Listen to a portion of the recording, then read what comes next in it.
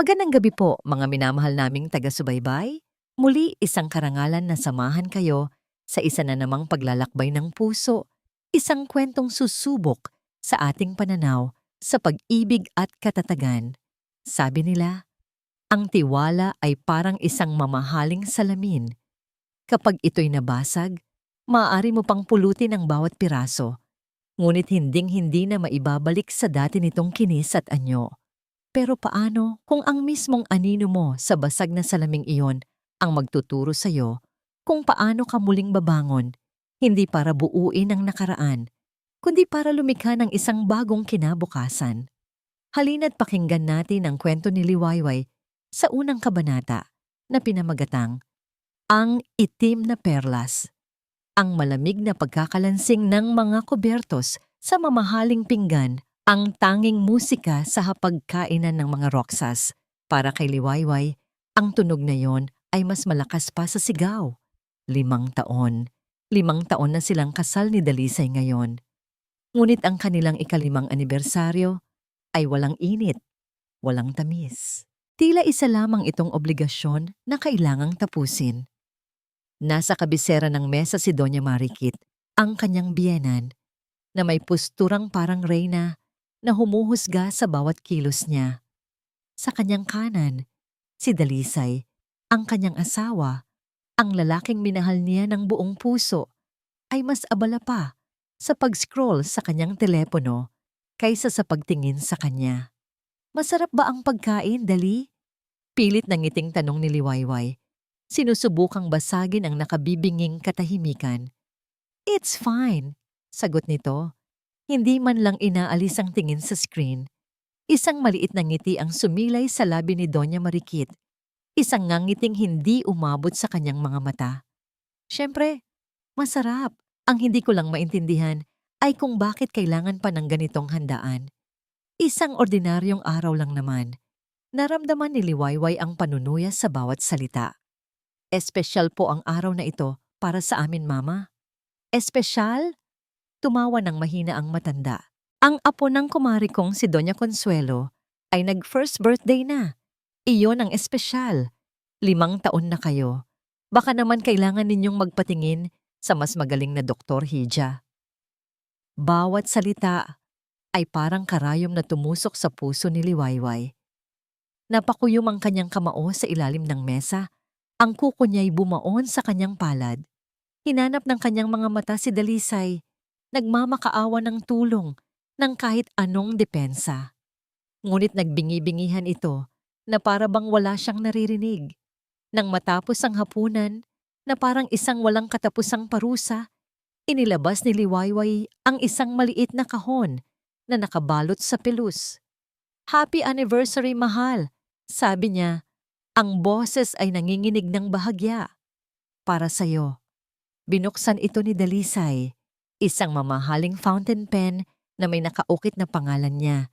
Isang bagay na alam niyang magugustuhan ng isang abogado. Ngunit isinara lang nito ang kahon at ipinatong sa mesa. Thanks, sabi nito. Iyon lang. Walang-walang ngiti, walang yakap, walang halik. Parang may kung anong nabasag sa loob ni Liwayway. Tumayo siya. May naiwan lang po ako sa sasakyan. Kukunin ko lang. Iyon ang kanyang palusot para makatakas. Kahit ilang sandali lang. Ang malamig na hangin ng gabi ay sumalubong sa kanya. Isang kaibahan sa nakakasakal na hangin sa loob ng mansyon. Naglakad siya patungo sa garahe kung saan nakaparada ang itim na sedan ni Dalisay. Binuksan niya ang pinto sa passenger side. Naghahanap ng kahit anong dahilan para magtagal. At doon, sa ilalim ng upuan, isang bagay ang kumislap nang tamaan ng mapusyaw na ilaw mula sa poste. Kinunutan niya ng noo. Isang piraso ng basura lang siguro. Inabot niya ito at nang mahawakan ng kanyang mga daliri, bigla siyang nanlamig. Hindi ito basura. Ang hugis, ang bigat. Ang lamig ng metal at ang kinis ng hiyas sa gitna. Dahan-dahan niyang itinaas ito sa liwanag. At ang kanyang hininga ay naputol. Isang itim na perlas. Hindi lang basta isang itim na perlas. Ito ang agapay. Ang brooch na minana pa niya sa kanyang lola, isang alahas na puno ng alaala, at naaalala niya ng malinaw ang araw na ibinigay niya ito kay Doña Marikit noong unang taon ng kanilang kasal, bilang simbolo ng kanyang pagmamahal at pag-asa na sana'y matanggap siya nito bilang isang tunay na anak. Napakaganda, Hija, sabi noon ni Doña Marikit, kahit na ang ngiti nito ay pilit. Itatago ko ito at iingatan. Ngayon, ang alahas na yun ay narito, nakasiksik sa sahig ng kotse ng kanyang asawa, tila isang bagay na basta na lang nalaglag at nakalimutan. Pinagmasdan niya ang itim na perlas. Ang kislap nito ay tila ng uuyam. Ang mga tanong ay nagsimulang mag-unahan sa kanyang isipan. Bawat isa ay mas masakit kaysa sa nauna. Paano ito napunta rito? Bakit ito sakit? Naramdaman niya ang pag-ikot ng kanyang mundo. Ang garahe, ang kotse, ang malamig na hangin. Lahat ay biglang nawala. Ang tanging naroon ay ang itim na perlas sa kanyang nanginginig na palad at ang isang nag-uumapaw na tanong na sumisigaw sa kanyang isipan. Isang tanong na nagbabadya ng isang katotohanang hindi niya alam kung kaya niyang harapin. Bakit ito narito? Hindi nakatulog si Liwayway ng gabing iyon. Ang itim na perlas ay nakapatong sa kanyang bedside table. Tila isang madilim na matang nakatitig sa kanya. Nang uusig, nagtatanong. Bawat oras na lumipas ay parang isang paghampas. Paulit-ulit na umikot sa isip niya ang mga posibleng dahilan. Baka ipinahiram ni Mama Marikit sa isang kaibigan? Baka isinauli sa kanya at nalaglag lang? Sinubukan niyang lumikha ng 100 kwentong walang kasalanan. 100 paliwanag na magpapanatili sa kanyang mundong buo. Ngunit sa kaibuturan ng kanyang puso, alam niyang niloloko niya lang ang sarili. Ang pakiramdam na yon, ang lamig sa kanyang sikmura, ay hindi nagsisinungaling. Pagsikat ng araw, sumuko na siya. Bumangon siya. Hindi para maghanda ng almusal para kay Dalisay, kundi para maghanap ng sagot. Dala ang isang tasa ng kapeng nanginginig sa kanyang mga kamay. Naupo siya sa harap ng kanyang laptop. Ang kanyang mga daliri ay nag-aatubiling nag-type sa search bar. Atoynong Dalisay Roxas Recent Events. Libo-libong resulta ang lumabas. Mga artikulo tungkol sa mga kasong ipinanalo niya. Mga larawan sa mga social gathering, mga parangal. Ngunit hindi yon ang hinahanap niya. Ang hinahanap niya ay isang multo, isang anino. Nag-scroll siya ng nag-scroll. Ang kanyang mga mata ay pagod at nanlalabo. Pinipilit niyang suriin ang bawat larawan, mga pulong sa opisina, mga charity dinner, at doon, sa isang gallery ng mga litrato, mula sa isang benefit gala, noong nakaraang linggo, natigilan siya. Isang larawan ni Dalisay na nakatayo at nakangiti. At sa tabi niya, isang babaeng napakaganda, napaka-elegante, suot ang isang emerald green na gown. Ang babaeng iyon ay si Senadora Amihan Lagdameo, isang pangalan na kilala ng lahat, isang mukha na palaging nasa balita. At sa dibdib ng senadora, nakasabit sa kanyang damit, ang itim na perlas. Parang sinaksak si Liwayway, biglang nanikip ang kanyang dibdib, nahirapan siyang huminga. Hindi maaring magkamali ang kanyang mga mata. Iyon ang disenyo ng lola niya.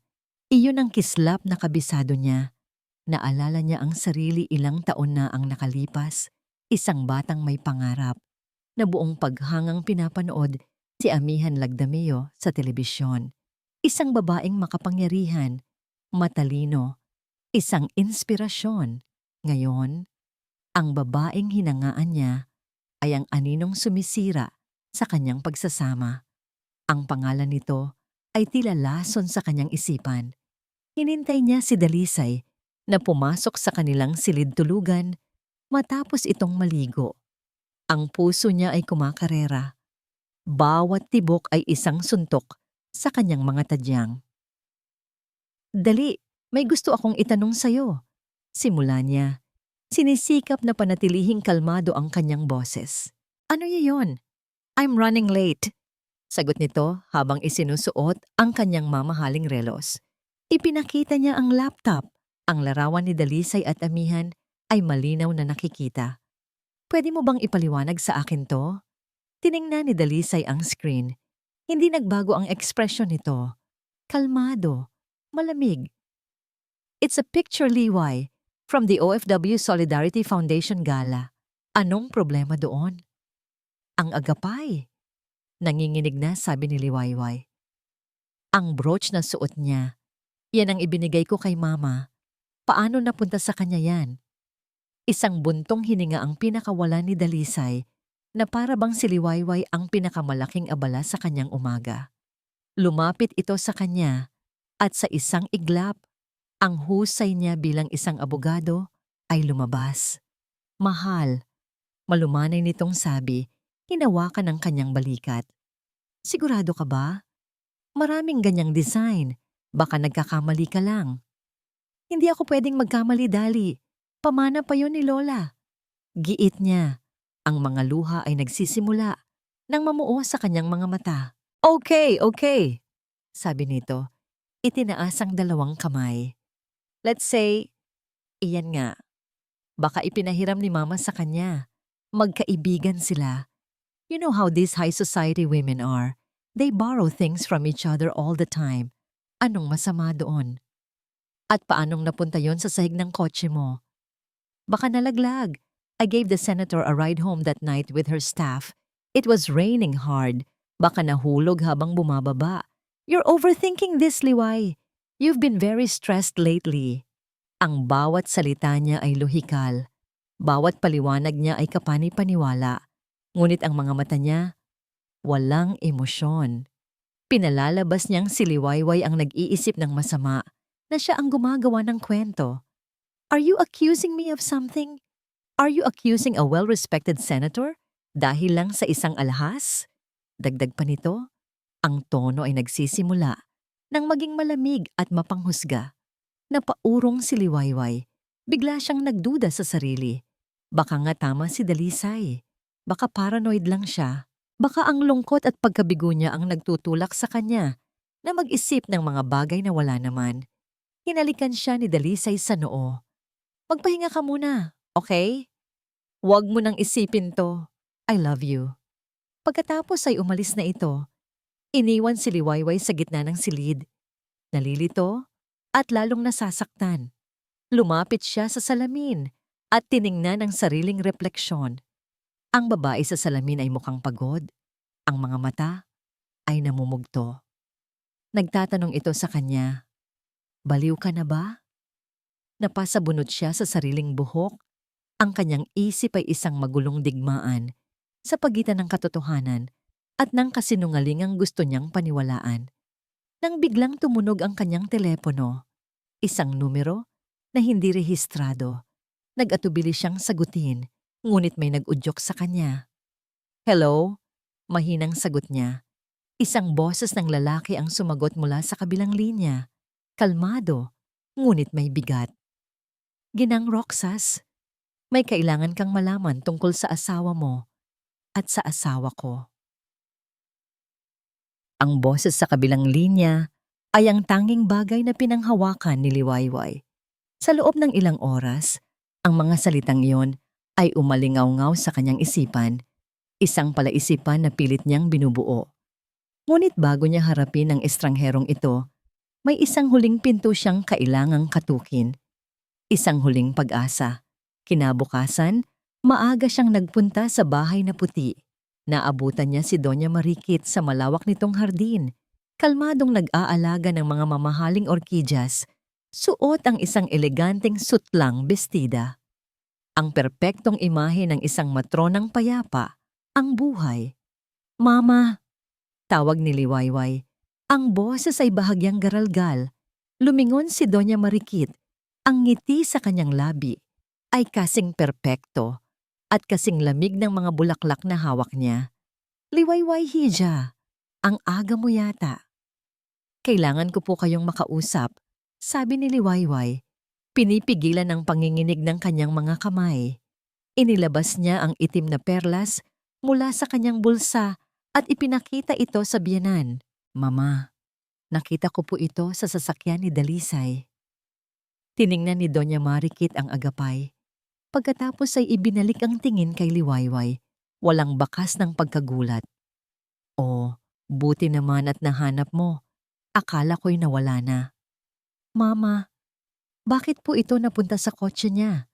Suot po ito ni Senadora Lagdameo sa isang event?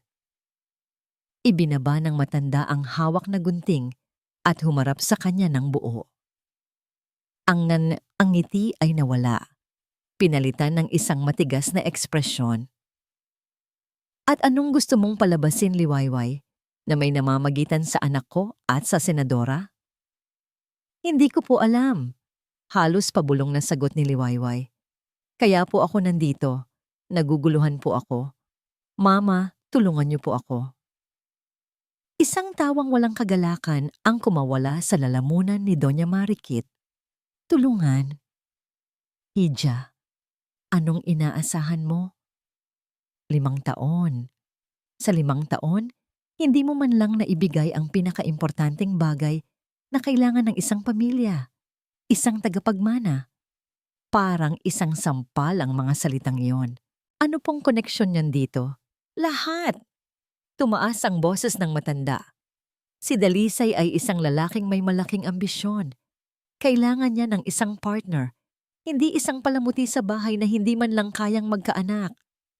Si Amihan, naiintindihan niya si Dalisay. Suportado niya ang mga pangarap nito. Ikaw, anong naibigay mo? At doon sa ilalim ng maaliwalas na sikat ng araw, sa gitna ng magagandang bulaklak, gumuho ang huling hibla ng pag-asa ni Liwayway. Alam niyo po, tanong niya, hindi makapaniwala. Alam niyo po ang lahat? Hindi ako bulag, Liwayway. Walang pakundangang sagot ni Doña Marikit. At kung ako sa'yo, mananahimik na lang ako. Maging mabuting asawa ka na lang. Tanggapin mo ang sitwasyon mo. Iyan ang pinakamatalinong bagay na magagawa mo para sa sarili mo. Tumalikod si Liwayway, hindi na nagsalita. Bawat hakbang palayo sa harding iyon ay parang isang hakbang palayo sa buhay na akala niya ay sa kanya. Ang sakit ay napakalalim na parang wala na siyang maramdaman, kundi isang matinding pamamanhid. Wala na siyang kakampi. Nagpalaboy-laboy siya sa isang parke, hindi alam kung saan pupunta. Umupo siya sa isang bench, pinapanood ang mga pamilyang nagtatawanan, mga batang naghahabulan. Dati, pinapangarap niya ang ganoong eksena para sa kanila ni Dalisay. Ngayon, para na lang yung isang pelikulang hindi siya kasali. Siya ay isang manonood sa buhay ng ibang tao dahil ang sarili niyang buhay ay winasak na. Inilabas niya ang kanyang telepono at tinitigan ang hindi rehistradong numero. Ang estranghero, ang huling barahan na hawak niya. Wala nang pagpipilian. Sa pagitan ng manatili sa impyernong ito o tumalon sa isang bangin ng kawalang katiyakan, pinili niya ang huli. Tinext niya ang numero. Saan tayo pwedeng magkita? Ang sagot ay mabilis. Kalinaw Cafe, 3 p.m. Mag-isa ka lang. Ang Kalinaw Cafe ay isang maliit at tahimik na lugar, malayo sa mga mamahaling restaurant na madalas puntahan ng mga rocksas. Humanap siya ng isang mesa sa sulok at naghintay. Ang kaba sa kanyang dibdib ay halos hindi niya makayanan. Eksaktong 3:00, isang lalaki ang lumapit sa kanyang mesa. Hindi ito ang tipo ng lalaking inaasahan niya. Simple lang ang suot nito, malayo sa karangyaan ni Dalisay.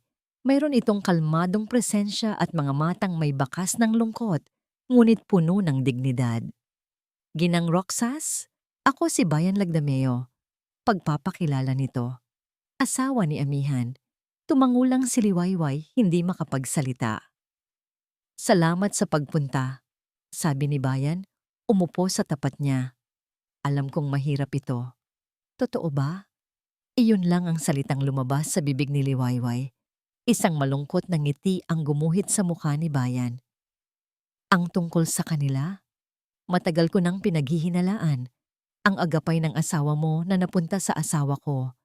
Iyon ang nagkumpirma sa lahat. May kakaibang ginhawa sa pakiramdam na may isang taong nakakaunawa sa kanya. Ngunit ang ginhawang yon ay panandalian lang. Naglabas si Bayan ng isang manipis na folder at inilapag ito sa mesa. Pero Ginang Roxas, sabi nito, ang boses ay naging seryoso. Hindi lang ito tungkol sa kanila. Tungkol ito sa pera ng mga OFW. Binuksan ni Liwayway ang folder. Mga kopya ng bank statement, mga listahan ng mga korporasyon, mga numero at pangalan na wala siyang maintindihan. Ang OFW Solidarity Foundation, paliwanag ni Bayan. Ginagamit nila ito bilang front para mag-launder ng pera. Milyon-milyon ang nawawala. Pera na dapat ay para sa mga pamilya ng ating mga bagong bayani. Parang umikot ang paningin ni Liwayway. Isang bagay ang personal na pagtataksil. Ngunit ito ay isang krimen laban sa napakaraming tao. Paano? Paano mo nalaman ang lahat ng ito? Itinuro ni Bayan ang isang transaksyon sa papel. Isang malaking halaga na inilipat sa isang kumpanyang hindi pamilyar. May nakasulat na authorization sa ilalim noon. Matagal ko nang sinusubaybayan ang mga accounts ni Amihan. At nitong mga huli, may isang pangalan na palaging lumalabas sa mga lumang record, isang pangalang ginamit nila para pagtakpan ng mga naunang transaksyon. Tumingin si Bayan ng diretso sa kanyang mga mata. Ang kanyang tingin ay puno ng bigat at pakikiramay. At sa tingin ko, Liwayway, sinadya nilang gamitin ang pangalan ng tatay mo, ang pangalan ng kanyang ama. Ricardo Di Maculangan, isang pangalan na para kay Liwayway ay simbolo ng karangalan at integridad. Ang marinig ito mula sa bibig ni Bayan na iniuugnay sa isang maruming transaksyon ay isang hiwa na mas malalim pa kaysa sa pagkakanulo ni Dalisay. Sa pag-uwi niya sa mansyon na yon, na ngayon ay tila isang malaking kulungan, ang bawat sulok ay nagpapaalala sa kanya ng mga kasinungalingan. Ngunit wala na ang pagkalito at takot. Ang mga ito'y napalitan ng isang malamig at matigas na determinasyon. Hindi na ito tungkol sa isang pusong sinugatan. Ito ay tungkol sa isang pangalang dinudungisan. Kinabukasan, habang wala si Dalisay, umakyat siya sa bodega ng bahay. Isang lugar na matagal na niyang hindi pinapansin, puno ng mga lumang gamit at alikabok ng nakaraan. Doon, sa isang sulok, nakatambak ang mga kahon ng mga gamit mula sa dati niyang buhay. Ang buhay bago siya naging si Ginang Roxas. Hinaplos niya ang takip ng isang malaking kahon na may markang college, college accountancy. Nang buksan niya ito, isang amoy ng lumang papel at alaala ang sumalubong sa kanya. Naroon ang kanyang mga libro, makakapal at puno ng mga numero. Ang kanyang mga lumang kwaderno, puno ng sulat kamay niya, mga solusyon sa mga problemang akala niya'y kinalimutan na niya. Sa ilalim ng lahat, naroon ang mga gamit na iniwan ng kanyang ama. Mga libro sa accounting, mga lumang calculator, at isang maliit na baol ng kanyang mga personal na dokumento. Parang kahapon lang nang iabot ito sa kanya ng kanyang ina, matapos pumanaw ang kanyang ama. Para raw sa'yo, anak, baka may mapulot ka dyan. Hindi niya ito pinansin noon. Abala sa pagiging perpektong asawa. Ngayon, ang mga kahon na ito ang kanyang tanging sandata. Pinagpag niya ang alikabok sa isang libro at binuklat ito. Dahan-dahan, ang mga konsepto ng auditing, forensic accounting, at financial analysis na natutulog sa kanyang isipan ay nagsimulang magising. Ang babaeng marunong magbasa ng mga numero, ang babaeng kayang makita ang kwento sa likod ng bawat ledger, ay muling nabubuhay. Habang binabasa niya ang mga libro, isang alaala ang bumalik sa kanya. Siya ay dalagita pa lamang noon, nakaupo sa tabi ng kanyang ama sa maliit nitong opisina sa bahay. Tandaan mo, Liway, sabi ng kanyang ama, habang itinuturo ang isang mahabang listahan ng mga numero. Ang numero ay hindi nagsisinungaling. Ang tao ang gumagawa nun. Ang trabaho natin bilang accountant ay hanapin ang katotohanan, gaano man ito katago. Naalala niya ang ekspresyon sa mukha ng kanyang ama, puno ng prinsipyo. Ngunit naalala rin niya ang mga huling taon nito. Ang dating masayahing si Ricardo Di Maculangan ay naging malungkutin at palaging malalim ang iniisip. Isang gabi, narinig niya itong kausap ang kanyang ina. May mga bagay sa trabaho na pinagsisisihan ako, Elena. Mga bagay na sana'y ipinaglaban ko. Hindi niya naintindihan iyon noon. Akala niya ay dala lang ng pagod. Ngayon, ang mga salitang yon ay may bigat na parang isang malaking bato sa kanyang dibdib. Bumalik siya sa kasalukuyan. Ang determinasyon niya ay nag-aapoy. Ito na ang laban na hindi na ipaglaban ng kanyang ama. At tatapusin niya ito. Kinagabihan, gamit ang isang lumang prepaid phone na binili niya para hindi matrace, tinawagan niya si Bayan. Nagkita sila sa isang lugar na mas liblib pa kaysa sa nauna. Isang maliit na kainan sa gilid ng highway, malayo sa mga matang mapanghusga. May natuklasan ka ba? Tanong ni Bayan. Inabutan siya ng isang bote ng tubig. Nagsisimula pa lang ako. Sagot ni Liwayway. Inilapag ang isang notebook kung saan niya isinulat ang mga paunang obserbasyon niya mula sa mga dokumentong ibinigay ni Bayan. Ang mga kumpanyang pinaglipatan ng pondo, karamihan ay mga shell corporation, ginawa para lang maging tulay, pagkatapos ay mawawala na. Pero may isang pattern, may isang pangalan ng bangko na palaging sangkot. Napahanga si Bayan sa bilis ng pagsusuri ni Liwayway. Kailangan natin ng mas maraming ebidensya, mga internal na dokumento mula sa foundation. Iyon ang problema, sabi ni Liwayway. Hawak lahat ni Dalisay iyon at sigurado akong ngayon pa lang masihigpitan na niya ang seguridad. Bumuo sila ng isang maingat na alyansa. Si Bayan ang maghahanap ng impormasyon mula sa labas gamit ang kanyang mga koneksyon. Si Liwayway naman ang magiging mata sa loob, susubukang hanapin ang anumang butas na maari nilang pasukan. Nagpalitan sila ng mga ligtas na paraan ng komunikasyon, mga code na sila lang ang nakakaalam. Sila ay dalawang estranghero na pinag-isa ng iisang pagtataksil at ngayon ng iisang layunin. Pag-uwi ni Liwayway, bumalik siya sa bodega sa mga gamit ng kanyang ama. Mayroon doong isang partikular na libro ng accounting, mas luma at mas gamit na gamit kaysa sa iba. Habang hinahaplos niya ang pabalat nito, may naramdaman siyang kakaiba sa loob. Hindi pantay. Dahan-dahan niyang binuklat ang libro. Sa gitnang bahagi, may isang hiwa na ginawa sa mga pahina, isang maliit na espasyo na sapat lang para sa isang bagay. At sa loob noon, nakatago, ay isang bagay na metal at malamig. Isang luma at maliit na susi. Hindi ito susi sa pinto o sa aparador. Ito ay susi para sa isang safety deposit box o isang maliit na kaha. Hawak ang susi sa kanyang palad. Alam ni Liwayway na hindi ito aksidente. Ito ay isang mensaheng iniwan para sa kanya. Ang kanyang ama, mula sa kabilang buhay, ay nagtuturo sa kanya ng isang daan. Ang susi sa katotohanang matagal nang nakatago. Para kay Dalisay Roxas, ang katahimikan ay palaging isang senyales. Sa korte, ang katahimikan ng kabilang panig ay nangangahulugan ng pag-amin o pagkalito. Sa negosyo, ito ay senyales ng pag-iisip bago sumuko. Ngunit ang katahimikan ni Liwayway sa loob ng nakalipas na mga araw ay ibang klase. Hindi na ito umiiyak, hindi na ito nagtatanong, hindi na ito nagmamakaawa para sa kanyang atensyon. Ang asawa niyang dati, parang isang bukas na aklat, ay biglang nagsara. Kumikilos ito sa loob ng mansyon na tila isang anino, magalang ngunit malayo. At ang pagbabagong iyon ang mas nakakabagabag kay Dalisay kaysa sa anumang sigaw o akusasyon. May problema ba sa asawa mo? Tanong ni Amihan sa kabilang linya. Nasa loob ng kanyang soundproof na opisina si Dalisay.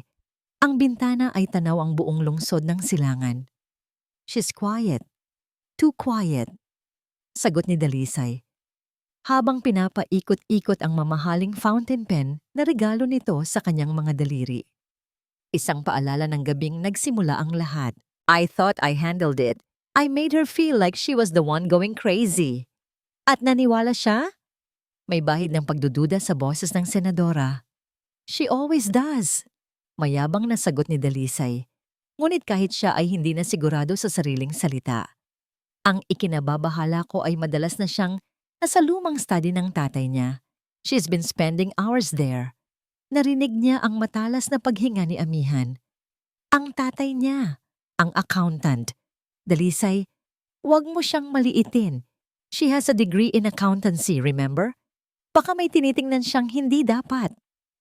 Relax, Ami, sabi ni Dalisay, kahit na nararamdaman niya ang unti-unting paggapang ng kaba.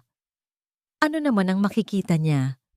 We've covered our tracks for years. It's just a phase. She's emotional. Ang emosyon ay pwedeng maging motibasyon, Dali. Keep a close eye on her. Ayokong magkaroon ng problema dahil sa isang domestic drama. Ang linya ay naputol. Ibinaba ni Dalisay ang telepono. Ang sinabi ni Amihan ay tumatak sa isip niya. Pag-uwi niya ng gabing iyon, sinadya niyang daanan ang study ng biyanan niyang pumanaw. Isang silid na halos hindi na nabubuksan. Ngayon, may liwanag na nagmumula sa ilalim ng pinto. Kumatok siya. Liway? Yes, Dali. Ang sagot mula sa loob ay kalmado. Sinubukan niyang pihitin ang seradura. Nakalak. Kumunot ang noo ni Dalisay. Kailan pa natutong mag-lock ng pinto si Liwayway laban sa kanya? Bakit nakalak? Tanong niya. Sinisikap na panatilihing magaan ang tono. Nagbabasa lang ako. Medyo magulo dito sa loob. Matutulog din ako maya-maya. Sagot nito. Walang paliwanag, walang pag-aalala. Kinabukasan, hinintay niya ang pagkakataong maligo si Liwayway. Mabilis niyang tinungo ang study. Hindi na ito nakalock. Pumasok siya at ang kanyang mga mata ay agad na sinuri ang paligid. Ang mga lumang libro ng accounting ay nakapatong sa mesa. Ang ilan ay may mga bookmark pa. Ngunit ang mas nakaagaw ng kanyang pansin ay ang laptop ni Liwayway na naiwang bukas. Lumapit siya at tiningnan ang browser history. Ang kanyang puso ay nagsimulang tumibok ng mas mabilis. OFW Solidarity Foundation Audit Procedures. How to Trace Funds in Shell Corporations. Ricardo Di Maculangan Employment History. Nanlamig si Dalisay. Hindi ito trabaho ng isang asawang nagluluksa.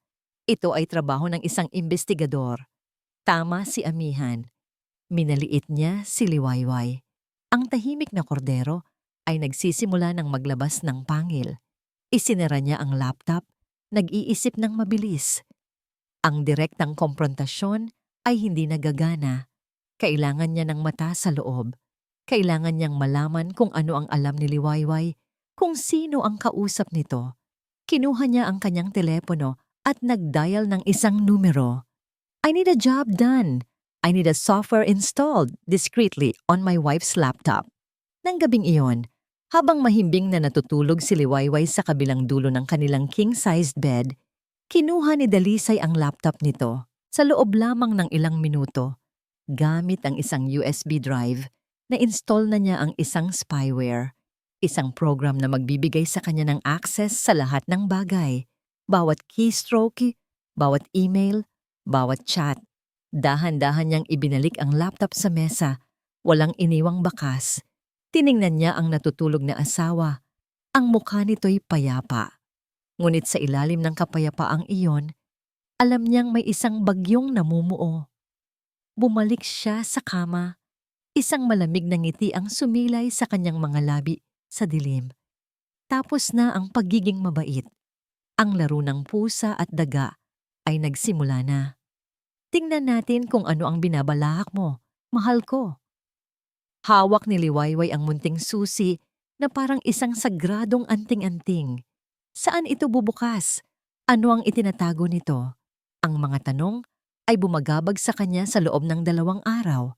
Sinubukan niyang alalahanin ang bawat kwento ng kanyang ama, bawat sulok ng kanilang lumang bahay sa probinsya, naghahanap ng kahit anong pahiwatig. Ang sagot ay dumating sa kanya sa isang panaginip. Isang malabong imahe ng kanyang ama na nakatayo sa harap ng isang malaking aparador na gawa sa Nara. Ang aparador kung saan nakalagay ang mga paborito nitong libro. At sa likod noon, may isang bagay. Kinabukasan, nagpaalam siya kay Dalisay na bibisitahin niya ang kanyang ina sa probinsya. Isang bagay na matagal na niyang hindi ginagawa kaya hindi ito naghinala. Ang biyahe ay mahaba, ngunit hindi niya ito naramdaman. Ang kanyang isip ay nakatuon sa iisang bagay.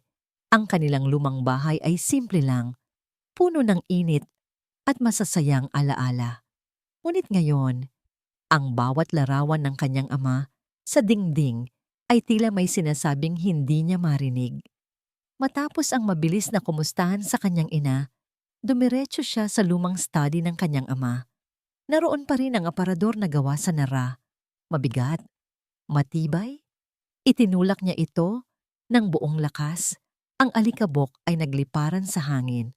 At doon, sa likod nito, nakatago sa dingding na natatakpan ng lumang wallpaper, ay isang maliit at halos hindi mapansing pinto ng isang bakal na kahadeyero.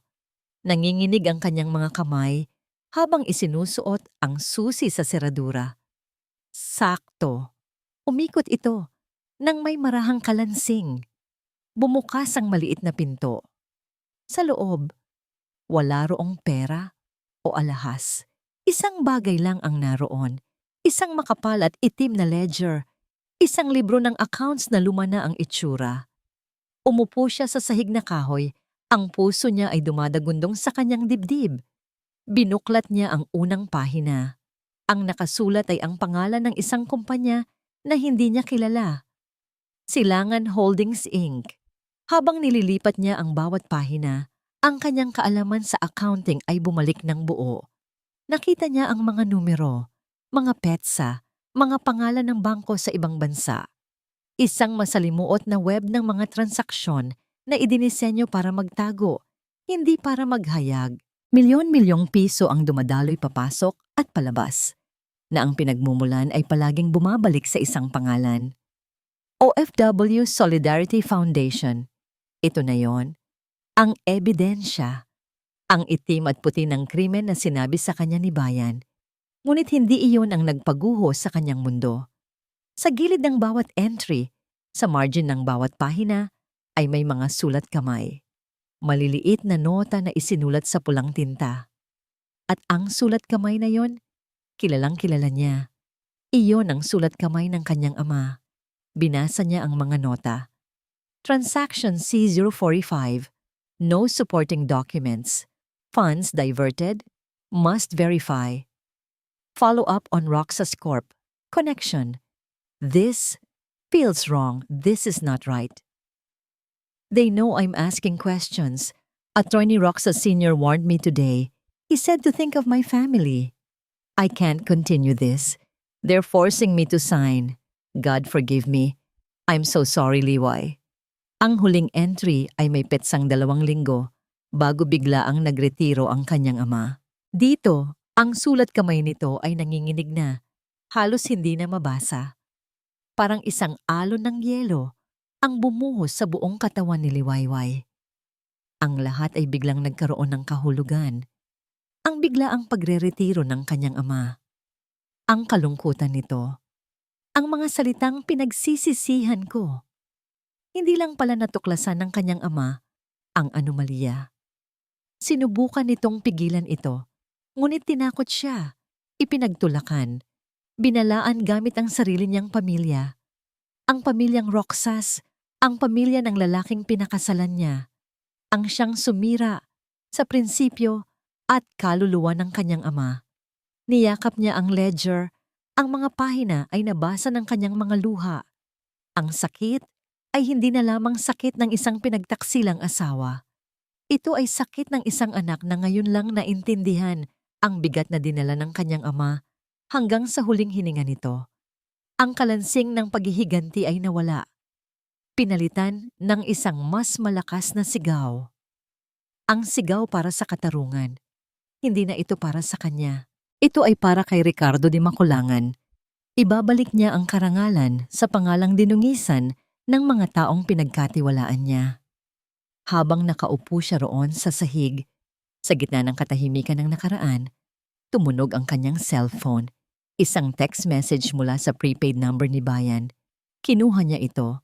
Ang kanyang mga daliri ay nanginginig pa rin. Ang mensahe ay maikli at kagyat. Liway, delikado. Alam na nila. Ang text message ni Bayan ay parang isang malamig na kamay na humigpit sa leeg ni Liwayway. Alam na nila. Paano? Kailan? Ang mga tanong ay walang sagot. Ang tanging malinaw ay wala ng oras. Ang laro ng pagtatago ay tapos na. Mabilis niyang kinunan ng litrato ang bawat pahina ng ledger gamit ang kanyang burner phone. Ang bawat click ng camera ay parang isang tibok ng pusong puno ng kaba. Itinago niya ang orihinal na ledger sa ilalim ng sahig na kahoy sa isang lugar na siya lang ang nakakaalam. Pagkatapos, nagmamadali siyang nagpaalam sa kanyang ina. Gumawa ng palusot na kailangan siya sa Maynila at sumakay ng bus pabalik. Ang bawat kilometrong tinatakbo ng bus palayo sa probinsya ay parang pagtakbo palayo sa kaligtasan at papalapit sa isang digmaan.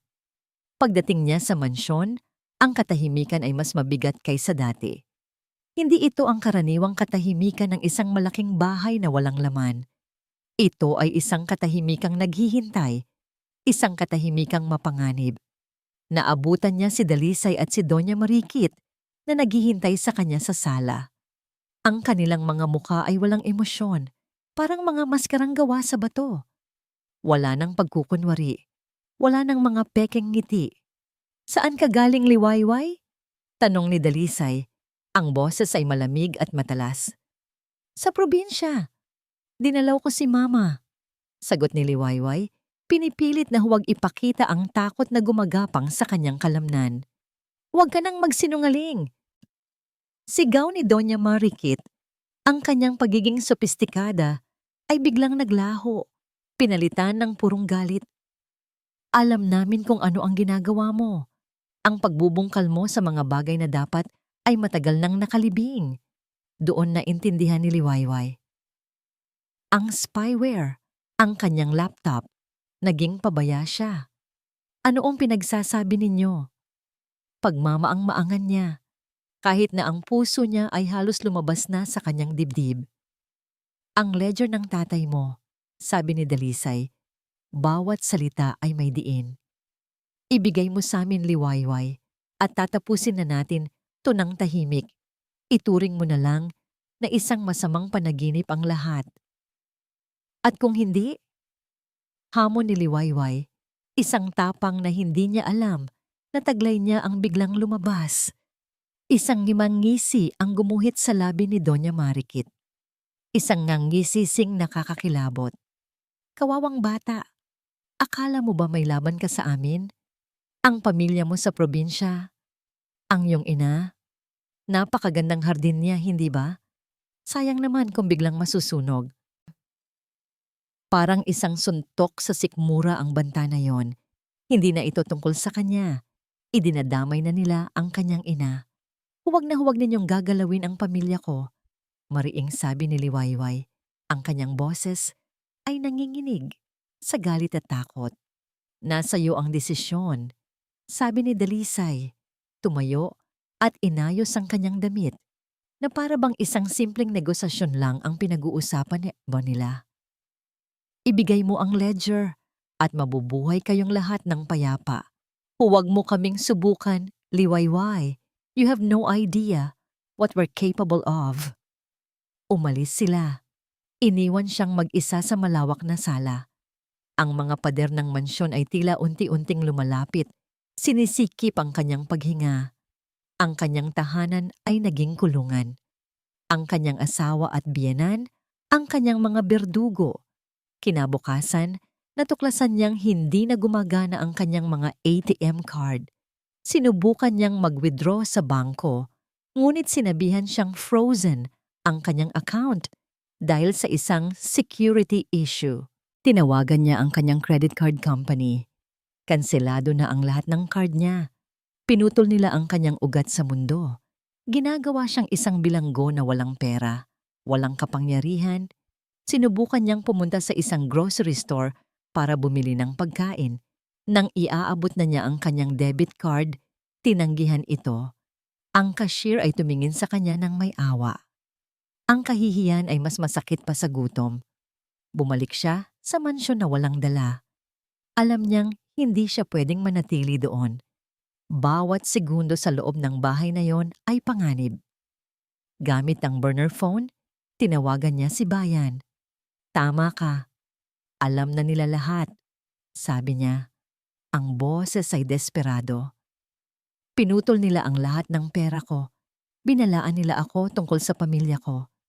Umalis ka na dyan ngayon din. Mabilis na sagot ni Bayan. Mayroon akong isang maliit na apartment na ligtas. Ite-text ko sa iyo ang address. Mag-ingat ka. Siguradong pinasusubaybayan ka na nila. Nang walang dala kundi ang suot na damit, ang kanyang burner phone at ang mga litrato ng ledger na nakatago roon, tumakas si Liwayway mula sa sarili niyang bahay. Sumakay siya ng iba't ibang jeep at bus para lituhin ang sinumang sumusunod. Bawat anino sa kanyang likuran, bawat sasakyang dumadaan, ay isang potensyal na banta.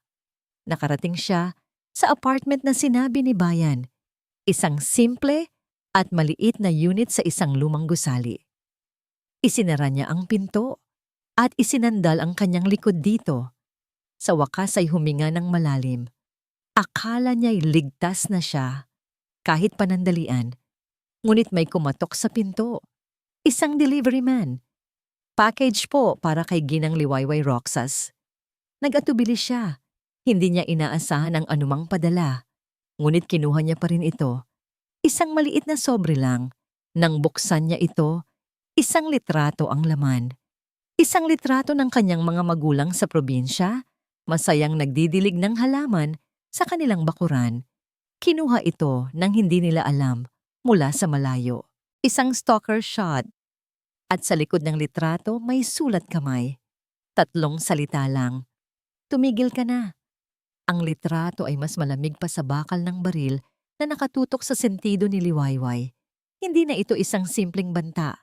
Ito ay isang deklarasyon. Isang deklarasyon na kaya siyang abutin ng mga Roxas kahit saan. At kaya nilang saktan ang mga taong pinakamamahal niya.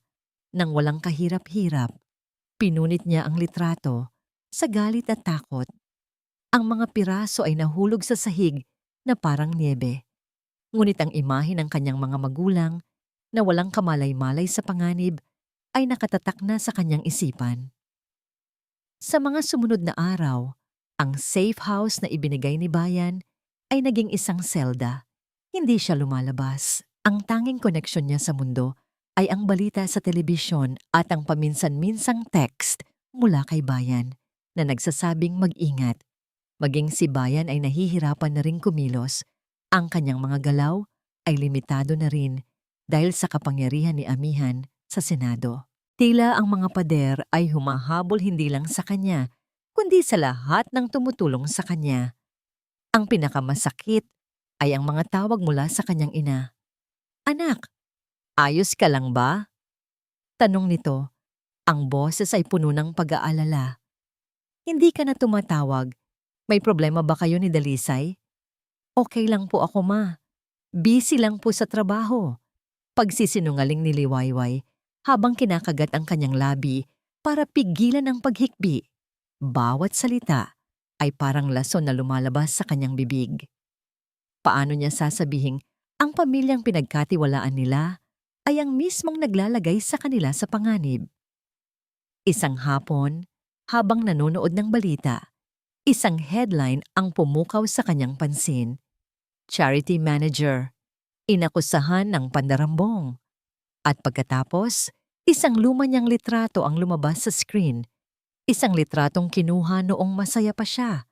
Noong pinamumunuan niya ang isang maliit na proyektong pangkawanggawa para sa mga bata sa ilalim ng Roxas Corporation. Ayon sa reporter, si Liwayway di Makulangan Roxas ay iniimbestigahan dahil sa di umano'y paglustay ng halos kalahating milyong piso mula sa pondo ng charity. 2 taon na ang nakalipas. May ipinakitang mga dokumento, mga pekeng bank transfer na may pekeng pirma niya. Lahat ay mukhang lehitimo. Napahawak si Liwayway sa kanyang bibig. Hindi makahinga. Ito na ang huling dagok. Hindi na lang siya tinatakot. Sinisira na nila ang kanyang pangalan. Ginagawa siyang isang kriminal sa mata ng buong mundo. Ang kanyang cellphone ay biglang umulan ng mga mensahe. Mga kaibigang nagtatanong, mga kamag-anak na hindi makapaniwala. Ang bawat mensahe ay parang isang bato na ipinupukol sa kanya. Ang kahihiyan ay isang kumunoy na humihila sa kanya pababa. Tinawagan niya si Bayan. Ang boses niya ay basag na. Bayan, nakita mo ba ang balita? Oo, Liway. Sagot ni Bayan. Ang kanyang boses ay mabigat. I'm sorry. This is their move. Isang legal na atake. Kung may kaso ka, mahihirapan kang mag-testify laban sa kanila. They're discrediting you. Anong gagawin ko? Tanong niya. Ang pag-asa sa kanyang boses ay unti-unti nang nawawala. Paano ko lalabanan to? Sila ang may pera. Sila ang may kapangyarihan. Ako? Isa na lang akong akusadong magnanakaw na nagtatago. Narinig niya ang pagbuntong hininga ni Bayan. Pati ako ay ginigipit na nila. May mga legal threats na rin akong natatanggap. They're trying to shut us down from all sides. Pagkatapos ng tawag, napaupo si Liwayway sa sahig, sa gitna ng maliit na apartment. Tumingin siya sa paligid. Ang babaeng minsang nangangarap maging isang mahusay na accountant, ang asawang nagmahal ng tapat, ang anak na gustong ipagmalaki ang kanyang mga magulang. Lahat sila'y nawala. Ang natira ay isang pugante, isang akusado, isang babaeng wasak. Panalo na sila. Talo na siya. Ang takot para sa kanyang pamilya. Ang kahihiyang idinulot niya sa kanila. Ang kawalan ng kapangyarihan. Lahat ay bumuhos sa kanya. Kinuha niya ang burner phone kung nasaan ang mga litrato ng ledger. Ang tanging sandata niya. Ngunit ano ang laban nito sa isang makinaryang kayang baluktutin ang batas at sirain ang buhay ng isang tao sa isang iglap? Sa ibabaw ng maliit na mesa, naroon ang isang imbitasyon na nakuha niya mula sa kanilang mansyon bago siya tumakas. Isang makintab na imbitasyon para sa taunang OFW Solidarity Foundation Charity Ball. Ang pinakamalaking social event ng taon. At sa gitna ng imbitasyon, nakasulat ang mga pangalan ng mga pararangalan ng gabi. Attorney Dalisay Roxas at Senator Amihan Lagdameo para sa kanilang natatanging kontribusyon sa kapakanan ng mga OFW. Isang tawang walang buhay ang kumawala sa kanyang lalamunan. Isang malaking kabalintunaan. Sa sobrang galit at kawalan ng pag-asa, kinuha niya ang imbitasyon at pinunit ito ng 2 beses. Ang mga piraso ay bumagsak sa sahig na parang mga tuyong dahon. Tapos na, susuko na siya. Ngunit habang tinitingnan niya ang mga punit na piraso ng papel, ang kanyang mga mata ay napako sa isang bahagi. Ang logo ng pundasyon, ang mukha ni Dalisay, ang pangalan ng kanyang ama na nakatago sa likod ng lahat ng ito. At sa gitna ng kadiliman, isang maliit na baga ang muling umalab. Isang galit na mas matindi kaysa sa takot. Hindi pa tapos. Kung babagsak siya, isasama niya sila. Kung ito na ang huli niyang laban, gagawin niya itong isang palabas na hinding-hindi nila malilimutan. Ang mga punit na piraso ng imbitasyon ay nakakalat sa sahig, mga saksi sa kanyang pagkasira. Ngunit habang tinititigan ito ni Liwayway sa ilalim ng mapusyaw na ilaw ng bumbilya, hindi na niya nakikita ang pagkatalo. Ang nakikita niya ay isang entablado. Isang perpektong entablado. Ang kanilang selebrasyon ay magiging kanilang sariling paghuhukom. Ang unang liwanag ng pag-asa ay nagmula sa isang alaala. Ang mga huling salita sa ledger ng kanyang ama, "God forgive me. I'm so sorry, Liway." Noon, ang mga salitang iyon ay parang isang testamento ng pagsuko. Ngayon, naririnig niya ito sa ibang tono. Hindi ito pagsuko.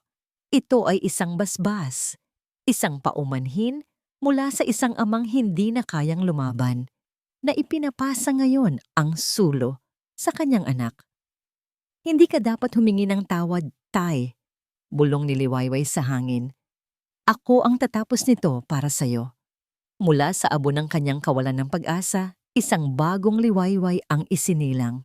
Ang takot ay hindi nawala, ngunit ito'y napalibutan na ng isang matigas na baluti ng galit at layunin.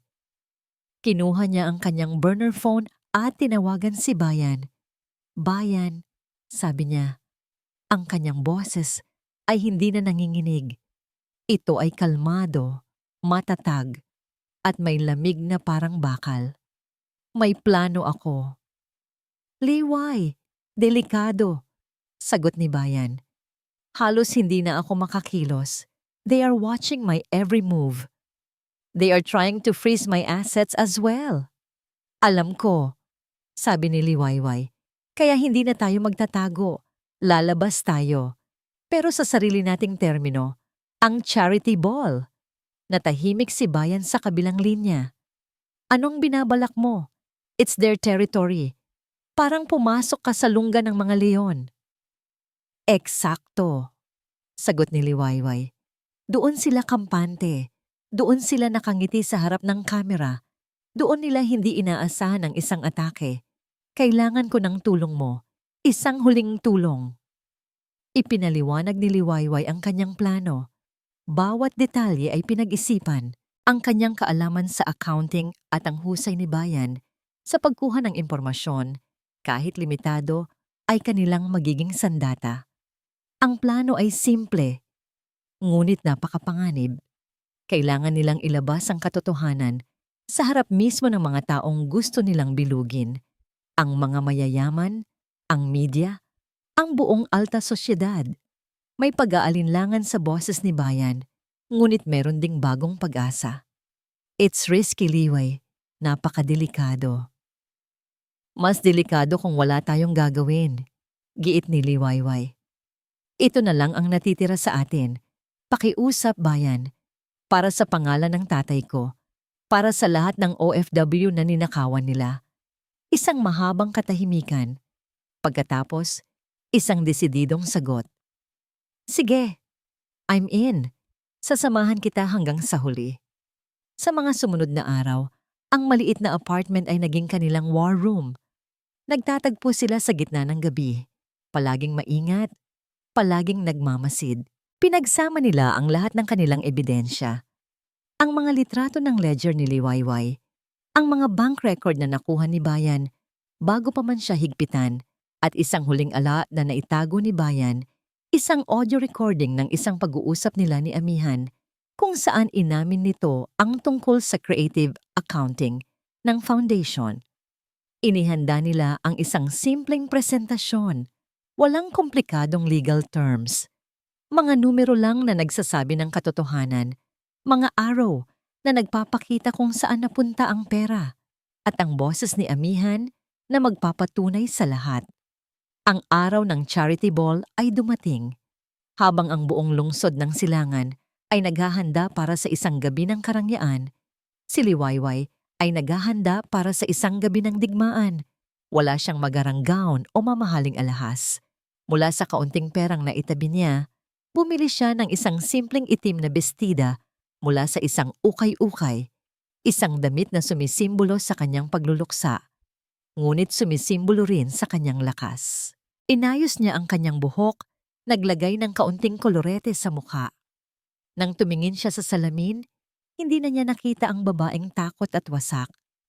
Ang nakita niya ay si Liwayway Di Makulangan, anak ni Ricardo Di Makulangan, isang mandirigma.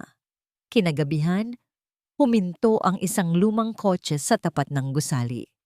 Si Bayan, handa ka na? Tanong nito. Tumango si Liwayway, huminga ng malalim at sumakay sa kotse. Dala niya ang isang maliit na clutch bag. Sa loob, isang USB drive, ang bomba na malapit ng sumabog. Habang papalapit sila sa five-star hotel kung saan ginaganap ang party, ang kalsada ay puno ng mga mamahaling sasakyan, mga ilaw, mga kamera, mga taong nakangiti. Huminto sila sa tapat ng grand entrance bago siya bumaba. Hinawakan ni Bayan ang kanyang braso. Liway, ano man ang mangyari sa loob, gusto kong malaman mo. Ikaw ang pinakamatapang na taong nakilala ko. Isang maliit na ngiti ang sumilay sa labi ni Liwayway. Sabay tayong pumasok, pero ang paglabas, hindi na natin alam. Bumaba siya ng kotse. Ang flash ng mga kamera ay sumalubong sa kanya, ngunit hindi para sa kanya. Para ito sa mga politiko at celebrity na dumarating. Naglakad siya sa red carpet, isang anino, sa gitna ng karangyaan. At pagpasok niya sa grand ballroom, lahat ng ingay ay tila huminto. Ang mga tingin ay napunta sa kanya. Mga tinging nagtatanong, naghuhusga. Ang babae sa balita, ang akusadong magnanakaw. Sa gitna ng entablado, sa kanilang mesa ng karangalan, nakita niya sila. Si Dalisay, si Amihan, at si Doña Marikit. Ang kanilang mga ngiti ay biglang nanigas. Ang kanilang mga mata ay nanlaki sa pagkagulat at galit. Hindi sila makapaniwala. Ang pusang akala nila'y napatay na nila ay hindi lang buhay. Ito ay pumasok mismo sa kanilang hawla. At ang mga mata nito ay nag-aapoy. Ang pagpasok ni Liwayway sa ballroom ay parang isang bato na inihagis sa isang payapang lawa. Ang mga bulungan ay kumalat na parang mga alon. Bawat isa ay may dalang husga at pagtataka. Ngunit si Liwayway ay hindi natinag. Naglakad siya ng may dignidad. Ang kanyang mga mata ay nakatuon lamang sa entablado sa 3 taong sumira ng kanyang buhay. Nakita niya ang senyales mula kay Dalisay patungo sa mga security guard. Isang utos na paalisin siya. Ngunit huli na. Si Bayan, gamit ang kanyang natitirang impluensya, ay nakahanda na. Ilang mga kilalang mamamahayag na palihim niyang inimbitahan ang nagsimulang maglabas ng kanilang mga kamera. Ang pagpapaalis kay Liwayway ay magiging isang mas malaking eksena. Kaya't wala silang nagawa, kundi panoorin siyang maupo sa isang bakanting mesa sa likuran, isang bombang naghihintay ng tamang oras para sumabog. Ang programa ay nagpatuloy, ngunit ang tensyon sa hangin ay halos nahihipo. Ang bawat ngiti ng mga host, bawat palakpak ng mga bisita ay nababalot ng pagkukunwari. Si Dalisay at Amihan ay umakyat sa entablado para sa kanilang mga talumpati. Nagsasalita tungkol sa tulong, sakripisyo, at pag-asa para sa mga pamilya ng OFW. Para kay Liwayway, ang bawat salita ay isang kabalbalan at dumating ang sandaling pinakahihintay. Ang parangal. At ngayon, isang karangalan na ipakilala ang ating mga bayani ng taon, masayang anunsyo ng MC. Para sa kanilang walang kapantay na dedikasyon at serbisyo, palakpakan po natin sina Atty. Dalisay Roxas at Senator Amian Lagdameo.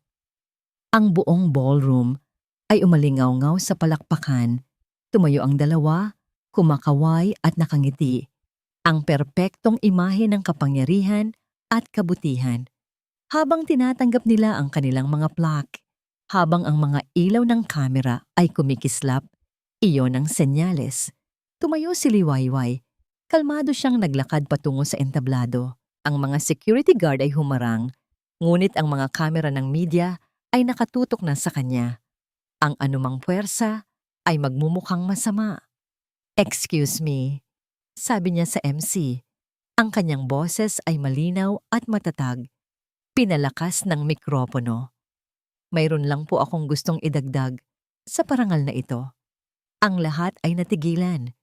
Ang nangiti sa mukha ni na Dalisay at Amihan ay nag-freeze.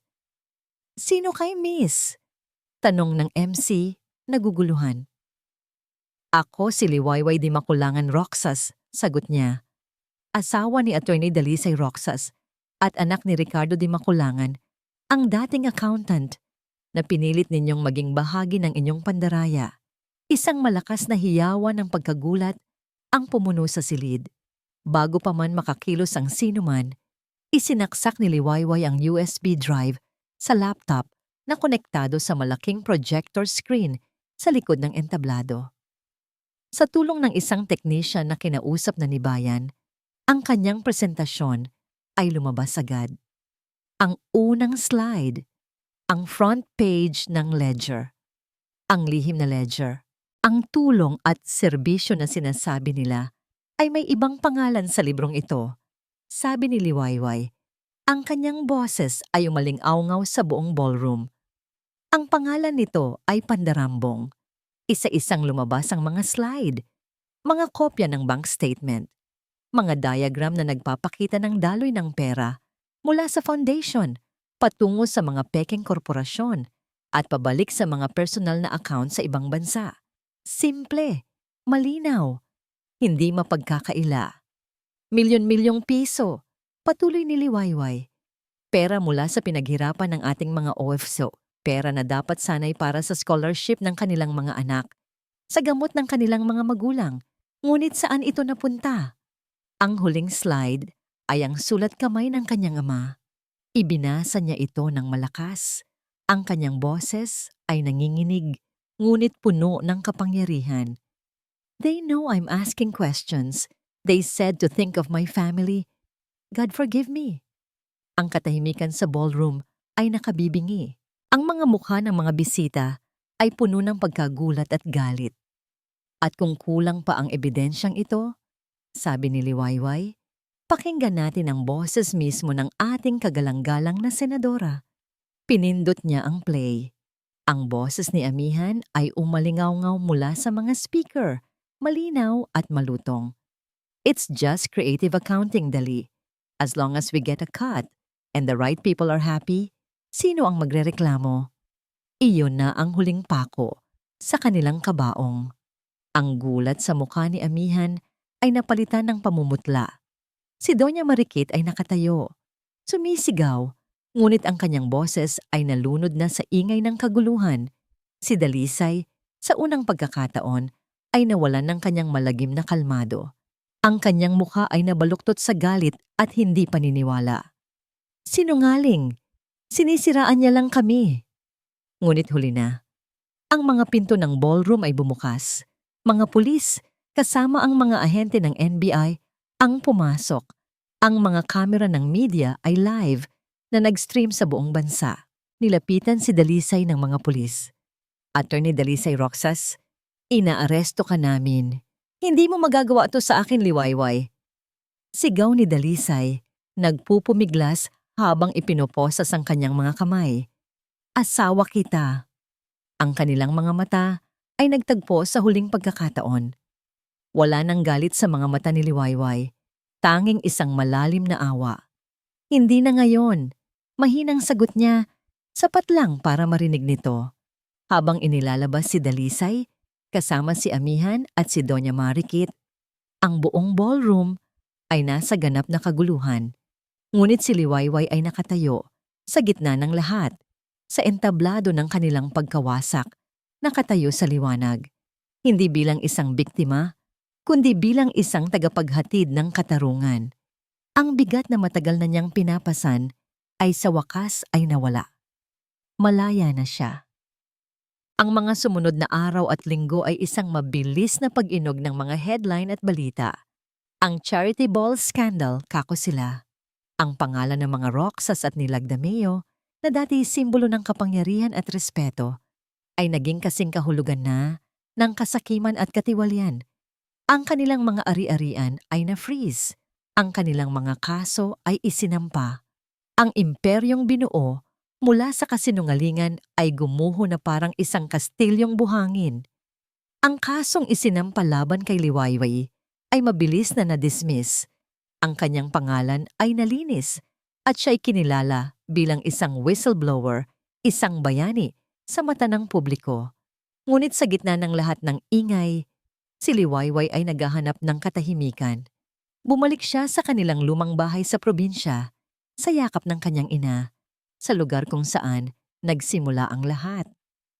Isang hapon, habang nagkakape sila sa hardin, tinanong siya ng kanyang ina, "Anak, sigurado ka ba? Kailangan mo pa ba siyang makita?" Tumango si Liwayway.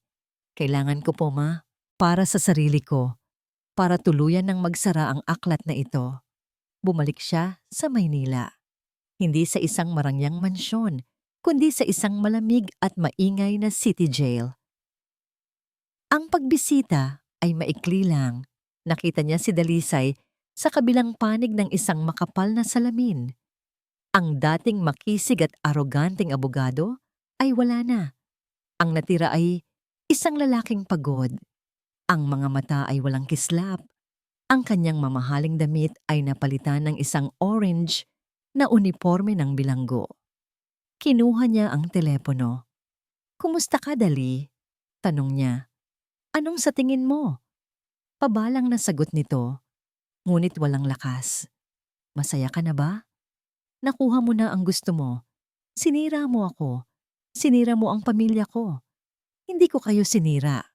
Kalmadong sagot ni Liwayway. "Kayo ang sumira sa sarili ninyo at sa maraming iba pa. Kasama na ang tatay ko." "Ang tatay mo, wala siyang kinalaman dito." "May kinalaman siya sa lahat," sabi ni Liwayway. Ang kanyang boses ay hindi na puno ng galit, kundi ng isang malalim na lungkot. "Alam mo, Dali, minahal kita. Minahal kita ng buong puso. Handa akong isuko ang lahat para sa'yo. Pero ang pagmamahal na yon, ginawa mong sandata laban sa akin. Akala mo, habang buhay akong magiging bulag." Natahimik si Dalisay. Walang maisagot. "Hindi ako naparito para makipagtalo," patuloy ni Liwayway. "Naparito ako para magpaalam. Pinapatawad na kita, Dalisay. Hindi dahil karapat-dapat ka, kundi dahil kailangan ko. Kailangan kong maging malaya sa galit at sakit na idinulot mo. At kailangan kong palayain ang sarili ko mula sa'yo." Ibinaba niya ang telepono. Hindi na niya hinintay ang sagot nito. Tumayo siya at naglakad palayo. Hindi na lumingon pa. Sa bawat hakbang, naramdaman niya ang paggaan ng kanyang dibdib. Ang huling tanikala na nag-uugnay sa kanya sa nakaraan ay naputol na. Kinabukasan, pinirmahan niya ang mga papeles ng diborsyo. Habang hawak niya ang ballpen, isang huling luha ang pumatak sa papel. Hindi ito luha ng kalungkutan, kundi luha ng paglaya. Tapos na. Sa labas ng law office, naghihintay sa kanya si Bayan. "Tapos na?" tanong nito. Tumango si Liwayway, isang maliit na ngiti ang sumilay sa kanyang mga labi. "May ibibigay ako sa'yo," sabi ni Bayan. Inabutan siya ng isang makapal na envelope. "Iyan ang share mo mula sa mga na-recover na assets ng mga Roxas. Bilang biktima at whistleblower, ito ang nararapat para sa'yo. Malaking halaga iyan." Tiningnan ni Liwayway ang envelope. Pera. Ang bagay na sumira sa kanyang pamilya at nagdulot ng labis na kasakiman. "Salamat, Bayan. Sa lahat," sabi niya. "Ano ang plano mo ngayon?" tanong ni Bayan. "Pwede kang magsimula ulit, kahit saan mo gusto." Tumingin si Liwayway sa malayo, sa mga nagtataasang gusali ng lungsod ng Silangan. Maraming nagbago. Siya mismo ay nagbago. "May naiisip na ako," sabi niya. At sa kanyang mga mata, may isang bagong kislap. Hindi na ito kislap ng galit o luha, kundi kislap ng isang bagong layunin. "Gagamitin ko ito para sa isang bagong simula. Hindi lang para sa akin, kundi para sa kanila."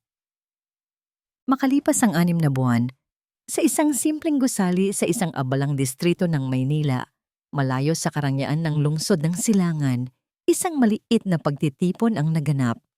Walang mga kamera, Walang red carpet. Tanging mga simpleng tao, mga pamilya ng OFW, ilang mga volunteer, at si Liwayway. Sa itaas ng pinto, isang simpleng karatula ang nakasabit. Liwayway Center, Legal and Financial Assistance for OFW Families. Ang malaking halagang nakuha ni Liwayway mula sa kaso ay hindi niya ginamit para sa luho. Ginamit niya ito bilang pundasyon para sa isang bagay na mas makabuluhan. Isang lugar kung saan ang mga pamilyang tulad ng mga biktima ng OFW Solidarity Foundation ay makakahanap ng tulong, ng gabay, at ng hustisya nang walang bayad. Ang dating bodega na puno ng mga alaala ng kanyang ama ay naging isang maliit, ngunit abalang opisina. Ang mga libro ng accounting na minsan ba niyang kinalimutan ay ngayon ang kanyang mga pangunahing kasangkapan. Ginang Liwayway, sabi ng isang babae, habang hawak ang kamay ng kanyang maliit na anak. Maraming salamat po. Dahil po sa tulong ninyo sa mga papeles, makukuha na po ng asawa ko ang kanyang back pay mula sa dati niyang employer sa abroad. Nginitian siya ni Liwayway, isang nangiting totoo at nagmumula sa puso. Walang anuman po, Ginang Rosario, karapatan niyo po iyan. Kung may kailangan pa po kayo, bukas po ang aming pinto. Habang pinagmamasdan niya ang mag-inang papalabas, naramdaman ni Liwayway ang isang kasiyahang hindi niya kailanman naramdaman sa loob ng mansyon ng mga Roxas. Ito ang tunay na kayamanan. Ang pagtulong sa kapwa, ang pagbibigay ng pag-asa. Isang pamilyar na boses ang bumasag sa kanyang pag-iisip. Mukhang mas abala ka pa ngayon kaysa noong araw. Lumingon siya. Si Bayan, nakasandal sa hamba ng pinto, may dalang isang bayong ng mga prutas. Bayan, masayang bati ni Liwayway. Napadaan ka. Hindi pwedeng palampasin ang inaugurasyon kahit gaano kasimple, sabi nito. Inilapag ang mga dala. I'm proud of you, Liway. Ginawa mong isang magandang bagay, ang isang napakapangit na karanasan. Hindi ko ito magagawa kung hindi dahil sa'yo. Tapat na sagot ni Liwayway. Nagkamustahan sila. Si Bayan ay nagsimula na ring bumangon. Malinis na ang pangalan niya at ngayon ay abala sa pagtulong sa mga legislative reforms para protektahan ang mga OFW. Ang kanilang pinagdaanan ay nag-iwan ng mga peklat. Ngunit ito rin ang nagbigay sa kanila ng bagong direksyon. Sila ay naging magkaibigan, dalawang kaluluwang nagtagpo sa gitna ng bagyo at nagtulungang makarating sa dalampasigan.